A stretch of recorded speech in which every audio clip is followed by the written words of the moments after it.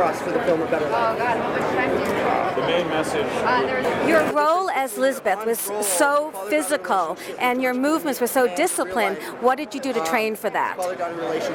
There was a lot of physical training that went into it. You know, I had to learn how to ride the motorcycle. I did kickboxing, computer training, dialect training, stuff like that. Did you do a lot of your own stunts? Yeah, I did. I mean, what do you mean, the motorcycle? Well, probably not the motor, but I mean, in other words, there was a lot of the motorcycle riding that I was unable to do. It was far too dangerous, but everything else was me. Wow, it was incredible. Now, Lisbeth was so dark. How did you? Were you able to shed that persona fairly easy, or did she stay with you? You know, I don't know. I don't really think about it like that. It was hard to come off of the experience because it was a very long, intense experience, and you know, it's hard to work with people so closely for over a year, and then you leave that. You know, it's that part of it's hard. Well, good luck and congratulations on everything.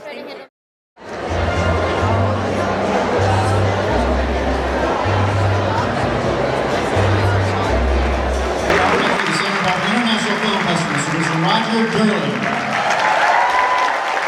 Thank you. And welcome to one of the most exciting nights in the film festival. I've been looking forward to this evening for weeks. I need to thank our presenting sponsor, lynda.com, for making the whole festival possible. And tonight's Virtuoso Award is sponsored by Stella Artois. All of the performers tonight, Demian, Bichir, Patton, Oswalt, Shailene, Woodley, Melissa McCarthy, Andy Serkis, and Rooney have made incredible music on their own. But tonight, all of them together, we're going to see a symphony.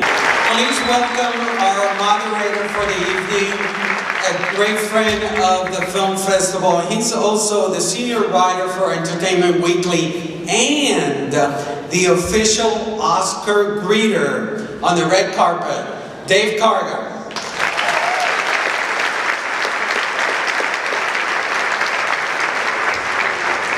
Thank you, Roger. Thank you, everybody. It is an absolute pleasure to be back here helping with the Virtuosos panel for the second year, and I'm very excited that we've graduated to the Arlington Theater. This is perhaps the most beautiful theater I've ever seen in my life.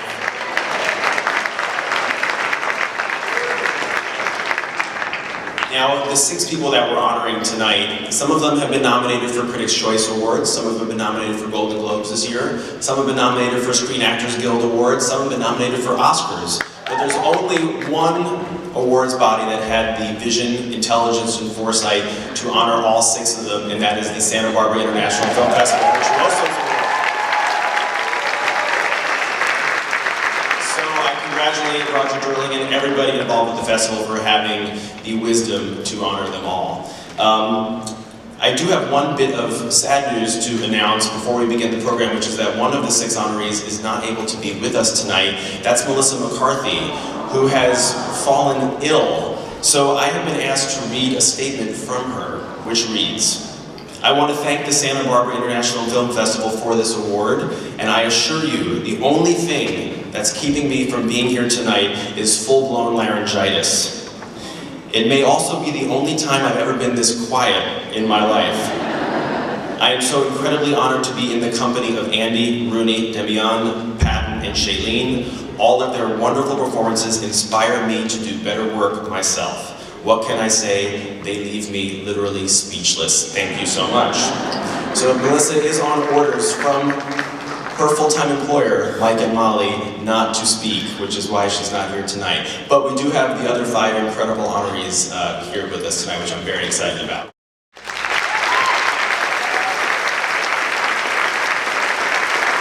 Ladies and gentlemen, Rooney Mara.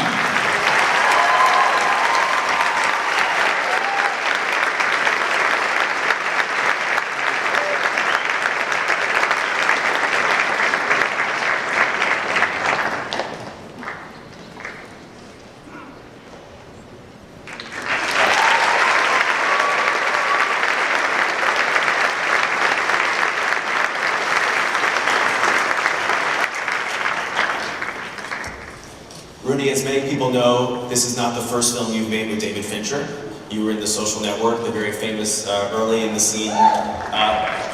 movie scene where you shot apparently 99 times or something crazy with Jesse Eisenberg. Did you ever think that a relatively small part in The Social Network would lead to this lead role in The Girl with the Dragon Tattoo? No, I mean, I still don't really think of it like that. I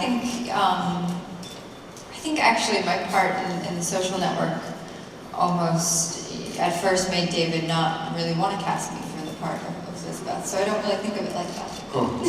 At what point did he start talking to you about this? Had you already been completely done with Social Network, or was there ever any inkling that this might be in the future? Yeah, you know, I only worked for, I think it was 4 days on The Social Network, so I really didn't know David. You know, I knew I had an immense amount of respect for the way that he worked, and I really enjoyed that experience, but it was only 4 days, so I really didn't know him at all.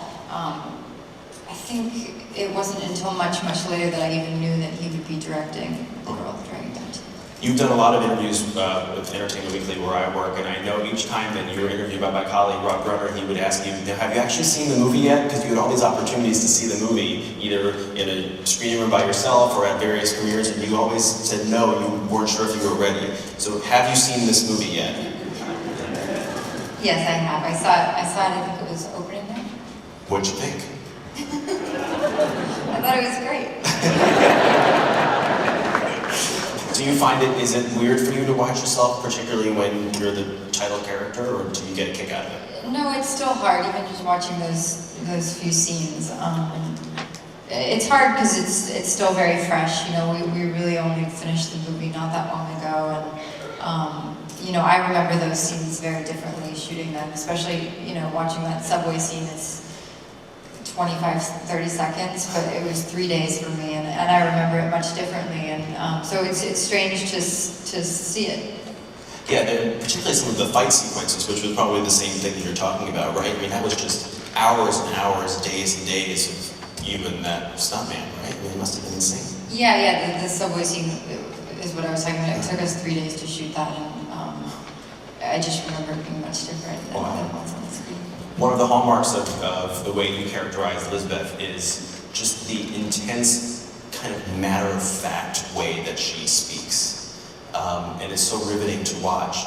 Do you find that now that you've finished this movie and it's been a while, does that change the way that you speak at all because you were speaking as her in that fashion for so long? I think in my real life I have a little bit of that myself. You know, you have to sort of, to be socialized, you have to try not to be that way, but I think, you know, I'm pretty matter-of-fact myself. But no, I don't think I'm still, you know, I don't really think of it like that. I never really thought, okay, I'm in character now I'm out of character. I'm sure that a lot of the character did rub off on me, but it's not anything that I'm really conscious of. As I understand it, when you and David Fincher spoke about this, and he said he basically was offering you the part, he explained to you all the things that were going to happen to you, both to prepare for the film, getting ears, all the things Elizabeth would have to go through, riding a motorcycle, and as I understand it, it was the bike that was the thing that you were most apprehensive about going into the shoot. How about when you were actually on set? Was there a particular scene, a particular moment that scared you the most before you did it? Not really. You know, I think there was definitely a lot of tension built up for the two of the rape scenes. I wouldn't say I was particularly nervous to shoot them. It was just, they're such important scenes to the entire trilogy, and we had talked so much about them leading up to it, so I think there was a lot leading up to those days. But I wouldn't say there was anything I was particularly really scared to do. The fact that you have such a complicated relationship in the film with Daniel Craig's character, and it goes through such amazing permutations, how did that affect the way the two of you as actors related to each other when you weren't shooting? Did you guys kind of keep a distance from each other? Did you choose to try to bond and get to know each other? What was it like? I think me and Daniel are both quite aloof and guarded people, so we didn't bond that much. You know, we didn't have that much to shoot together, but we did spend quite a lot of time rehearsing with David and the rest of the cast, and with Steve Zalian, and just reading through the script and trying to make things work. And you know, we were lucky in that we started off shooting in Stockholm, and for the first few months, everything we were shooting was pretty, you know, insignificant. It was coming in and out of doors, and so we had a lot of time to get comfortable with each other before we went to LA and did sort of the meat of the movie. Now that you're done, when you finished the filming of it, what was the one thing that you did first to try to get back to being Rooney again? Was it taking a specific piercing out? Was it cutting the mohawk out? What was the first thing that you just had to do to try to become yourself again? I don't know. I think I tried not to do anything for a while. It was hard to come off of the movie, and there wasn't really a day that it was over because we had to wait around for reshoots, and I think I waited till as long as I could to take out some of the piercings, and yeah, I wouldn't say I was really dying to change anything right away. And then as far as your understanding, what's the time frame to get back into being Elizabeth again? Because it's going to happen.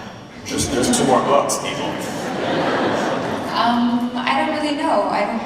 That's a better question for Sony, I guess. I don't really know. You know, I'm happy to have a little bit of a break, but I'm definitely looking forward to doing the next 2, and I'd be really happy to do that. Do you feel like you want to just sit on a beach in Fiji somewhere between now and then, or do you feel like let's say they came to you and said, we want to do this in 4 months from now. Would that be okay for you, or are you thinking, can I make a romantic comedy between now and then? No, I'm not. Beaches and romantic comedies are not my thing. I'm kind of a workaholic, so I'm ready to get back to it. Are you? So what do you have in the pipeline? Is there anything that you know that you're doing? Nothing that I can talk about. That's often the best kind. Well, I mean, this was a role that was probably extremely daunting to take on. I can only imagine what must have been going through your head the night before you started shooting, but you pulled it off and then some. So many congratulations. And thank you so much for being here tonight. There are only a few characters that in literature that actually escape their books and become, in a way, more resonant and more important than the books in which they're introduced. You know, when you think about Sherlock Holmes, Hannibal Lecter, Elizabeth Salander, and to play these characters is a tremendous undertaking, because you've got not only the hopes of all the fans who read the book riding on you, but carrying a tremendous film at the same time. Ms. Mara did an extraordinary job. So, a Virtuoso award goes to Ms. Rooney Mara.